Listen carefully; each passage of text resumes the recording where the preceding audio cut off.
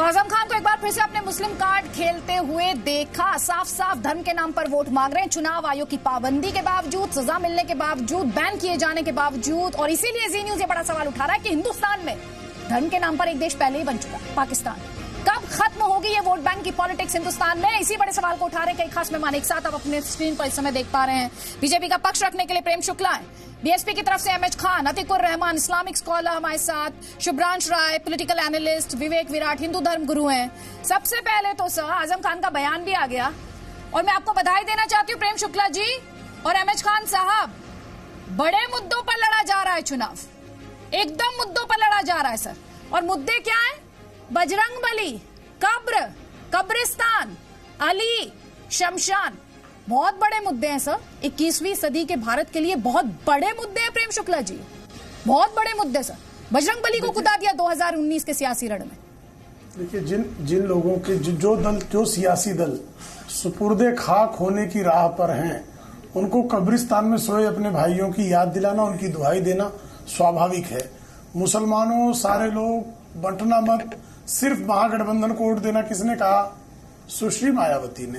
आज सारे मुसलमानों एक हो जाओ, कब्रिस्तान में अपने जो पुरखे हैं उनको क्या जवाब दोगे?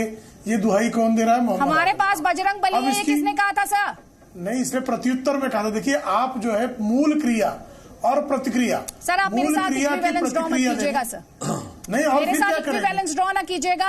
मैं सवाल दूंगी एमएच खान से, इक्विवेलेंस तो उनको जवाब देना होगा सर। देखिए, हम तो सिर्फ इतना कह रहे हैं, बजरंगबली में विश्वास है, बजरंगबली में विश्वास करना अपराध है। करने के लिए नहीं बैठी हूँ, वो मेरे लिए रेफरेंस पॉइंट है, मेरे लिए बड़ा मुद्दा है इस देश में। जो इस देश का विकास है वो मुद्दा क्यों नहीं है सर? मोदी जी कहते हैं सबका साथ सबका विकास, सर वो मुद्दा होना चाहिए। बजरंगबली को क्यों कुदाया आपने?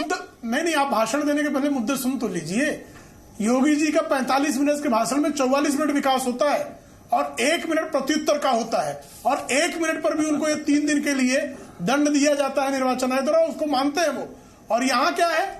यहाँ 40 मिनट का भाषण आजम खान का उठा के देखिए, 36 मिनट जो है वो जहर उगला जाता है। आप इस जहर उगलने को आप इक्विवेलेंस कैसे कह सकती हैं?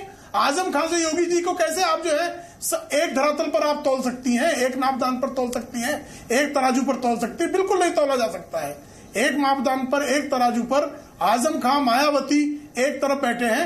योगी जी ने तो सिर्फ प्रत्युत्तर दिया 44 मिनट, हमने क्या विकास किया उसके बारे में भाषण को फिर से निकाल कर आप देख लीजिए कि उनका वक्तव्य क्या है। फिर भी 1 मिनट भी अगर निर्वाचन आयोग उनको 1 मिनट के भाषण पर भी दंड देता है तो उसको पूरी तरह से स्वीकारते हैं, शिरोधार्य करते हैं। दूसरी तरफ आजम खान कुछ कहते हैं, उनका उन पर प्रतिबंध लगता है, उनका बेटा कहता है वो मुसलमान है इसलिए उनको दंडित कर दिया गया। इस तरह की सांप्रदायिकता और उस सांप्रदायिकता को समर्थन देने के लिए एक सेकुलर इकोसिस्टम खड़ा हो जाता है और वो इकोसिस्टम लगातार चीखता चिल्लाता है, कोलाहल मचाता है। किसके खिलाफ? जो सिर्फ प्रत्युत्तर देता है। प्रत्युत्तर देने का जो हमारा संवैधानिक अधिकार है वो भी छीन लिया जाएगा इस देश में।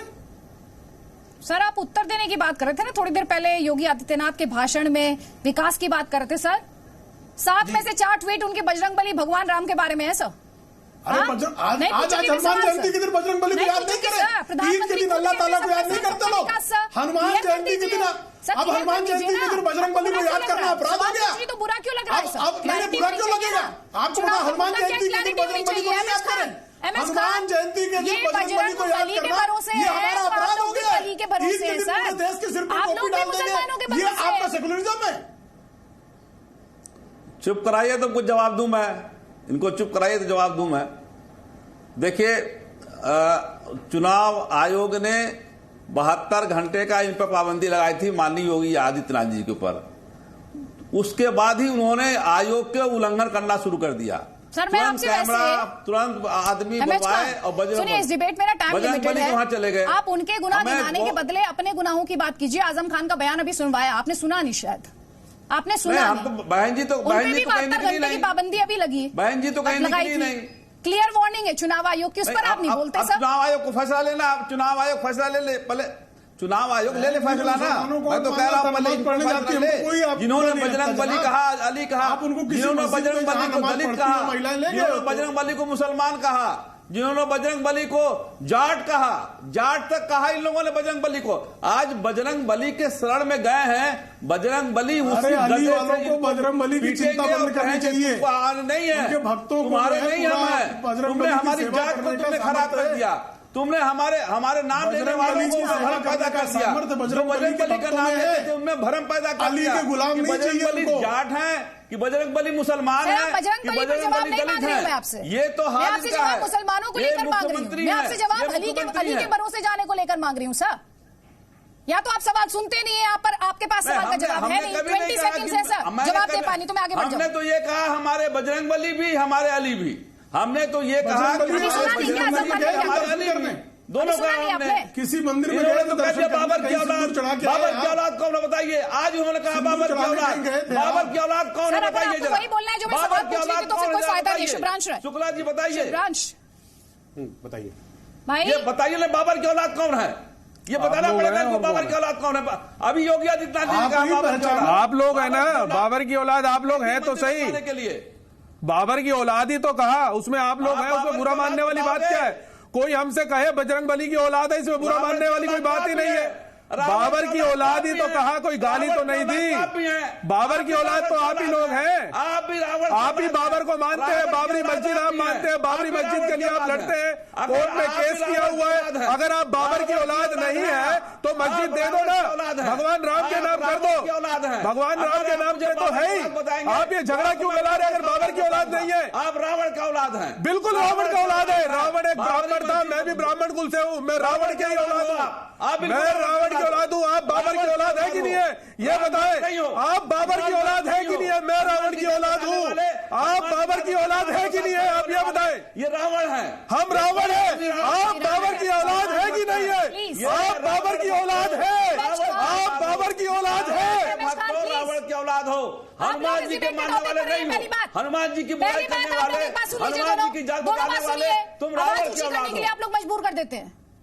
इस डिबेट के टॉपिक पर रहिए, निजी आक्षेप मत कीजिए। और मैं साफ कर दूं, ये आपकी निजी टिप्पणी है।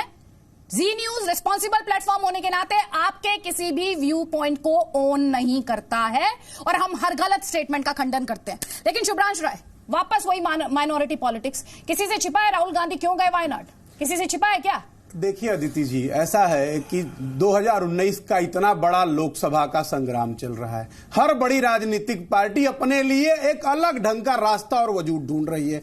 अगर गुजरात से प्राइम मिनिस्टर मोदी बाबा विश्वनाथ की नगरी बनारस आ सकते हैं, जहां से पूर्वांचल की 40 सीटें इन्फ्लुएंस होती है, तो राहुल गांधी दुनिया के किसी कोने से, हिंदुस्तान के किसी नक्शे से लड़े जहां से उनकी पॉलिटिकल पार्टी का बेनिफिट हो रहा, इस पर किसी को सवाल नहीं होना चाहिए। पहली इंपॉर्टेंट बात। दूसरी इंपॉर्टेंट बात, देखिए इस सत्य को हम लोग स्वीकार रहे हैं कि उत्तर प्रदेश में हमारे पास बहुत कुछ खोने के लिए नहीं है। जब नहीं है तो भैया जहां से मैं बहुत कुछ पा सकता हूं वहां तो मैं जाऊंगा। तीसरी इंपॉर्टेंट बात कि रंगों में देश को बांटने का काम पिछले 5 सालों से हो रहा है। कभी लाल किले की प्राचीर से आप कहते हैं कि रंगों में नहीं बांटा जा सकता और फिर आप बांटने लगते हैं। शहीदों का अपमान पिछले 5 सालों से हो रहा है। एक तरफ तो आपकी सरकार अशोक चक्र से सम्मानित करती है हेमंत करकरे जैसे शहीद को, सीनियर मोस्ट आईपीएस को, दूसरी तरफ आपके साथ भी भगवा पहन के उनको पता नहीं क्या क्या कहती है। और तो साध्वी प्रज्ञा के साथ कांग्रेस ने क्या किया? साध्वी प्रज्ञा के साथ कांग्रेस ने क्या किया? उन्होंने अपने मुख से बोला है। साध्वी प्रज्ञा के साथ क्या किया?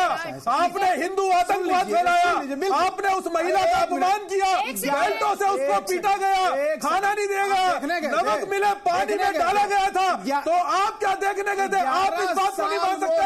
जो भुक्त भोगी है वो अपना दर्द बयान कर रहा है, आप उस महिला के साथ हमदर्दी नहीं रह सकते। आपको उस महिला के साथ हमदर्दी नहीं है, और जबकि वो सन्यासी है। 11 साल वो जेल में रही, 100 बार एनआईए ने उनकी जमानत का विरोध किया। आपको भी 4 साल 10 महीने लग गए जमानत कराने में। अब एक पॉइंट आगे चले गए। 1 सेकंड पहले तो आपने कहा वहां से सियासत करेंगे जहां से फायदा होगा, तो आप मानते हैं ना कि माइनॉरिटी से फायदा होगा, तो माइनॉरिटी पे फोकस करेंगे। केरल, कर्नाटक और तमिलनाडु का ट्रायंगल बनता है जहां पे मैक्सिमम सीटों का बेनिफिट कांग्रेस ले सकती है। बातों के जाल में मुझे मत फंसाइएगा। अरे मैडम, आपको माइनॉरिटी से फायदा होगा। सुन लीजिए शुभ्रांशु राय, प्लीज शुभ्रांशु राय, आपने मान लिया ना कि माइनॉरिटी पॉलिटिक्स से कांग्रेस को फायदा होता है, उसी पॉलिटिक्स का फायदा उठाने के लिए राहुल गांधी वायनाड जी नहीं आपने यही कहा। मैंने आपको ये कहा कि वो केरल से चुनाव लड़ रहे हैं, जिस तरह बनारस से चुनाव लड़ने पे 40 सीटों का बेनिफिट हो रहा है, उसी तरह केरल से चुनाव लड़ने पे 3 स्टेट का ट्रायंगल बनता है, जहां कांग्रेस को अचीव करने के लिए बहुत कुछ है। बुरा लगा आपको जब उन्होंने भगवा आतंकवाद का मुद्दा उठाया, जब उन्होंने सेफ्रन टेररिज्म की बात की, जब आपने सेफ्रन टेरर की बात करते हैं अभी विवेक विराट, तो आपको बुरा क्यों लगता है? नहीं, हमें नहीं लग रहा। क्यों लगता आपको? मैडम, हमें बुरा नहीं लग रहा, क्योंकि सेफ्रन टेरर जिसकी ये बात कर रहे हैं उसको अमल में लाने वाले अधिकारी का नाम आरके सिंह था, जो उस समय होम सेक्रेटरी थे, वो आपकी सरकार में मंत्री है। उस घटना को अमल में लाने वाले कमिश्नर का नाम सतपाल सिंह है, जो आपकी पार्टी में मंत्री है और आपकी पार्टी से चुनाव लड़ रहे हैं। 11 साल वो जेल में रही, 5 साल आप सत्ता में रहने के बाद 100 बार एनआईए के विरोध के बाद आप जमानत नहीं करा पाए। अंतर्गत वो आखिरी बार चूंकि प्रशासन मजबूर है और कुछ ना कुछ हो सकता है, अभी उनको कोर्ट ने बाइज्जत बरी नहीं किया। राहुल भी जमानत पे है, सोनिया गांधी भी जमानत पे है। प्लीज सर, वो आतंक के केस में नहीं है। एक एक करके प्रेम शुक्ला जी जवाब दे दीजिए। देखिए, इनका मूल प्रश्न है कि हिंदू आतंकवाद, पहली बार हिंदू आतंकवाद का पहला प्रयोग राहुल गांधी ने किया अमेरिकी राजनीति के समय अमेठी में 2008 में।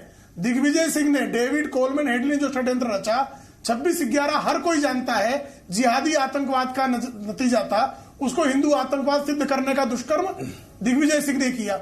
आरके सिंह तो होम सेक्रेटरी थे जनाब, और जो सरकार कहती उसी को पढ़ना पड़ता होम सेक्रेटरी का, ये तो आप जानते हो। भी आरके सिंह ने कभी कहा नहीं, आरके सिंह बाहर निकले और आरके सिंह ने यह भी बताया कि इशरत जहां के केस में किस तरह से पी चिदम्बरम ने उनकी सलाह को नजरअंदाज करके किस तरह से उन्होंने परिवर्तित किया बयान को, ये पूरी दुनिया जानती है। तो कृपया दुष्प्रचार बंद कर दें। जिहादी आतंकवाद को बचाने के लिए श्रीमती सोनिया गांधी ने महेश भट्ट को वेटिकन में रिप्रेजेंटेटिव करके भेजा था, और उसका बेटा Rahul Bhatt David Coleman Headley को सिद्धिविनायक मंदिर से लेके कलावा खरीदने से लेके घुमाने तक सारा जी आपकी बात को हम लोग फॉलो भी करते हैं और अक्सर सुनते भी हैं।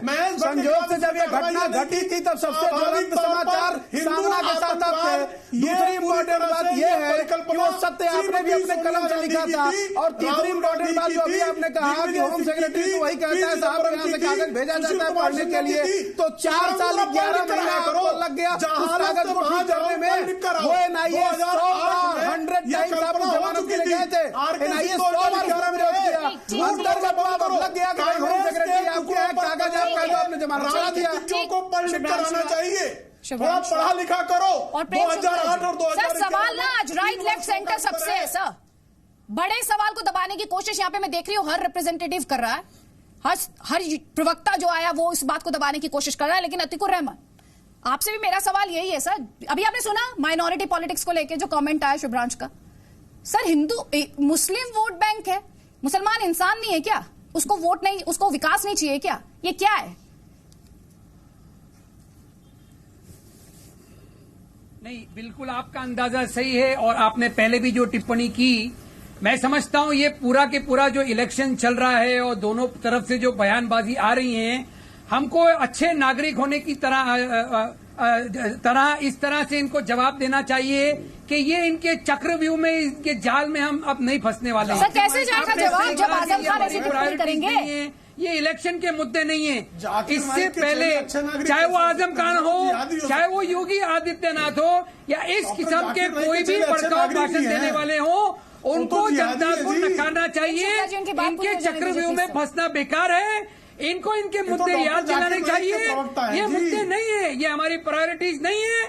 और इस इलेक्शन में जाकिर नाइक में आप असफल रहे हैं। डॉक्टर जाकिर नाइक गलतियां मान लीजिए। मान रहे हैं इस इलेक्शन में डॉक्टर जाकिर नाइक अपराधी है, आतंकवादियों का आका है, जिहादियों को मवाद पिलाने वाला दुष्ट है जाकिर नाइक। और जाकिर नाइक के चरण पखारने में ही आप स्वयं को धन्यवाद, उसी के कदमों में आपको जन्नत दिखाई देती है। डॉक्टर जाकिर नाइक नामक जिहादियों के आका के चरणों में आपको जन्नत दिखाई देती है। ये जन्नत देखना बंद कर दे जनाब, आतंकवादियों के तले चढ़ना आपकी जैसे लोग बंद कर देंगे। इस देश में सर्वधर्म सम्मान प्रारंभ हो जाएगा। आतंकवादियों को, जिहादियों को अलकायदा को, आईसिस को, लश्कर तोयबा को, सिमी को बचाने का दुष्कर्म करने वाले अतीकुर रहमान जैसे लोगों के कारण इस देश में अगली एक सरकार से भी विशेष निपट के लेंगे प्रति लोगों के मन में संदेह का भाव उत्पन्न होता है। ये संदेह उत्पन्न करने की सरकारी आदेश है, ये बंद करें। आपके जाल में आपके चेहरे को जनता पहचान चुकी है, आपके विकृत सांप्रदायिकता को जनता ने पहचान लिया। अरे हम थोड़ी इलेक्शन लड़ रहे हैं। प्रेम शुक्ला जी, आपको वोट की प्रेम शुक्ला जी और अतीकुर रहमान, मैंने जिस सवाल के साथ शुरू किया था उस सवाल के अलावा आपने सब पर कमेंट्स किए, सब पर। सर, इस चुनाव का मुद्दा क्या है सर? बजरंग बली चुनाव लड़ रहे हैं, प्रधानमंत्री सबका साथ सबका विकास की बात करते हैं, उसका क्या सर? हिंदुस्तान के नाम पर अभी कितने जाना बाकी है? इस चुनाव में विकास पर कितना वक्त दिया जा रहा है? ये वो मुद्दे जो मैं डिस्कस करना चाहती हूँ सर। मेरा सरोकार उन मुद्दों से छोड़ से बात की है मोदी जी के